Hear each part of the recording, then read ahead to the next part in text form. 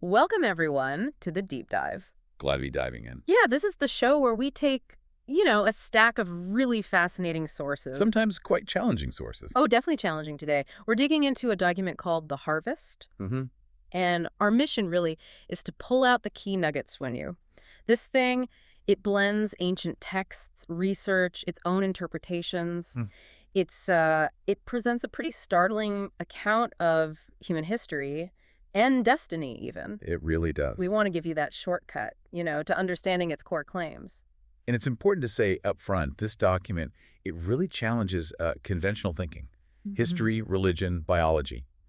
It pushes back hard. Right. And it doesn't just present stuff. It actually invites you, the listener, to look critically. It literally says, don't believe me. Check this all out. Wow, okay. Yeah, and it hammers home this idea.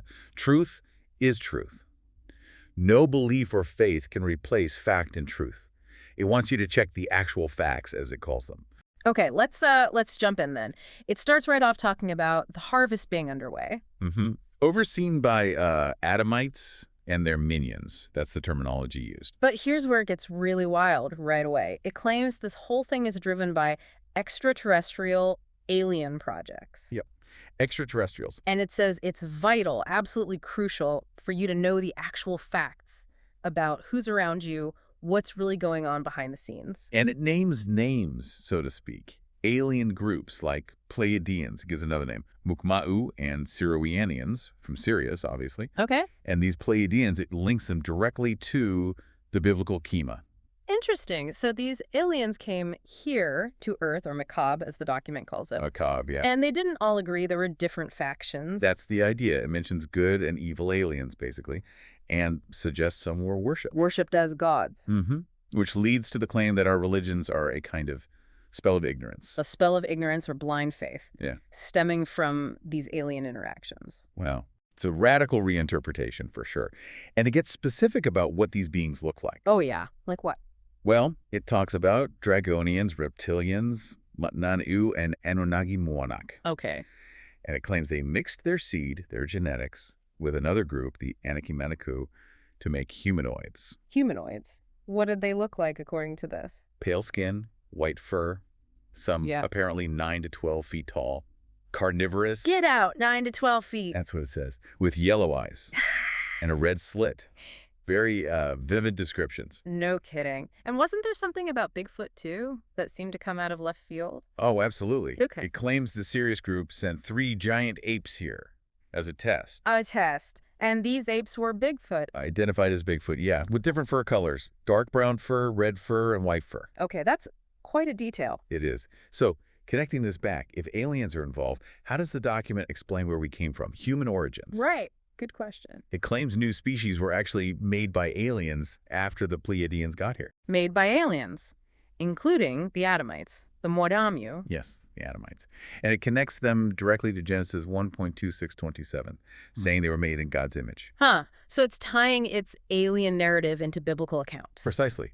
And then it makes this really specific biological claim. Which is? It links Cro-Magnon man to crossbreeding with a white breed of the monkey called Rhesus. Wait, the Rhesus monkey? Like RH factor? Exactly. It claims this mixing resulted in different skin and hair colors, the basis for humankinds. So that's where the RH blood type comes in. This seems central. It's huge in this document. It ties Rh-negative blood specifically to certain groups: Scandinavians, Norwegians, Swedes, Danes, also Celts, Irish, Scots, Poles, Brits, Welsh, Dutch. It calls them Europeans. Or Caucasoids. Yeah, Europeans or Caucasoids. And Dion says they primarily have Rh-negative blood. It uses this as a key genetic marker. Okay, so what's the big deal about Rh-negative blood, according to the Harvest? Well, it dives into the medical side, pregnancy specifically. You know about hemolytic disease? Where an Rh-negative mother carries an Rh-positive baby. The mother's body can attack the teddy's blood cells. Right. Erythroblastosis fetalis. Yeah. The document mentions that specifically. But then here comes the twist. Here comes the twist. It claims it's the Pleiadians who attack the Rh-positive fetus inside the Rh-negative mother.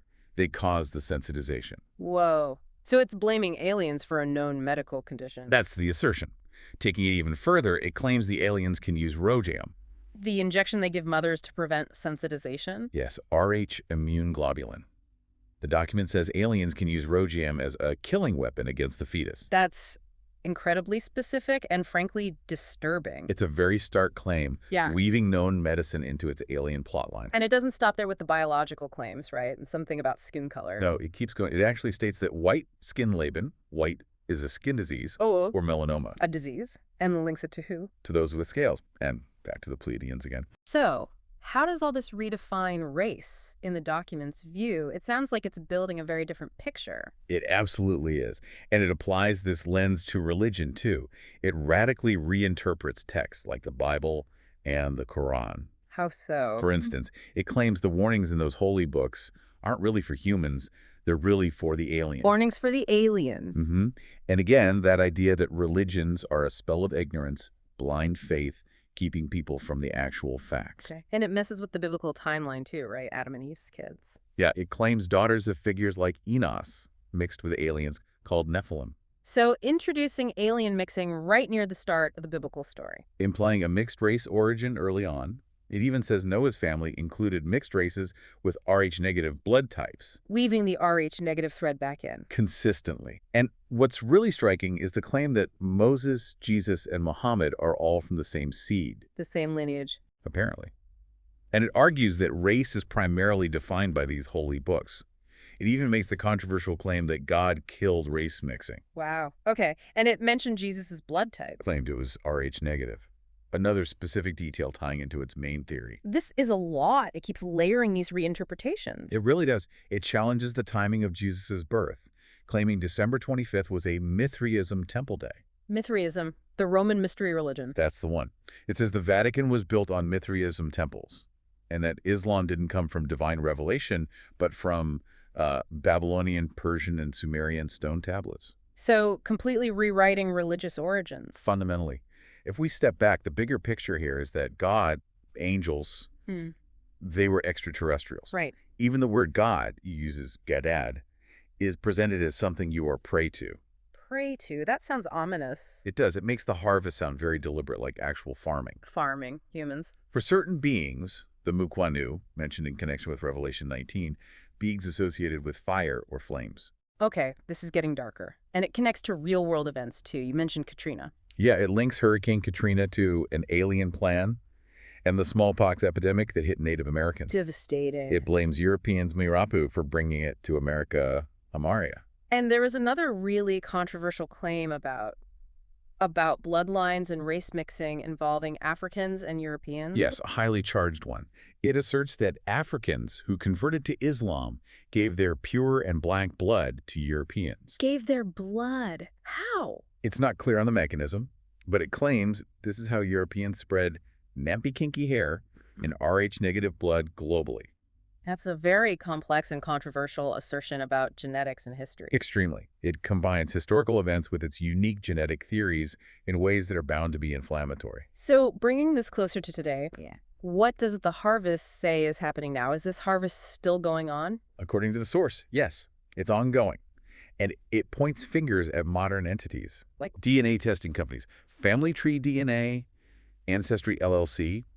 It suggests they're collecting your DNA as part of this harvest. collecting our DNA for the harvest. What's the supposed purpose? Well, this is where it gets into genetic engineering, essentially. The document claims the aliens want the DNA, specifically Rh-negative, to remove the antigen, The D antigen that makes blood Rh positive. presumably, to create a new eugenetic program and find a perfect mate. A eugenics program run by aliens using our DNA data. That's the core claim. It portrays the harvest as this active, ongoing project to reshape humanity's genetics. And it adds this chilling line. It's an act because you have desired it. Desired it. How? It doesn't fully explain that part, but it implies some kind of complicity or calling for it. Okay. And what does it predict for the future then, based on all this mixing and genetic focus? It forecasts a demographic shift. It claims the white race Laban Salal will essentially fade away over time Fade away. Why? through mixing and what it calls genetic regression. So, assimilation, basically. Kind of. It says the last hope for Caucasoids caucasoides is to pass on their mitochondrial DNA. Which passes down the maternal line. Right. And it suggests this is why some people identify as Euro-Aryan or Indo-European, trying to preserve that specific lineage. Wow, so it ends on this note of genetic destiny and potential decline. It does, but it all comes back to that core message, that challenge. It issues right at the start and repeats at the end. Don't believe me, check this all out. Exactly. And truth is truth. No belief or faith can replace fact and truth. It's constantly pushing you, the listener, to verify, to investigate, not just to believe. Find the actual facts for yourself. That's the imperative it leaves you with. Well, we have definitely taken a deep dive into some truly extraordinary claims here from The Harvest. It's really something. It certainly is. It's a text that, it forces you to look again at things you thought you knew, about where we came from, our biology, what truth even means.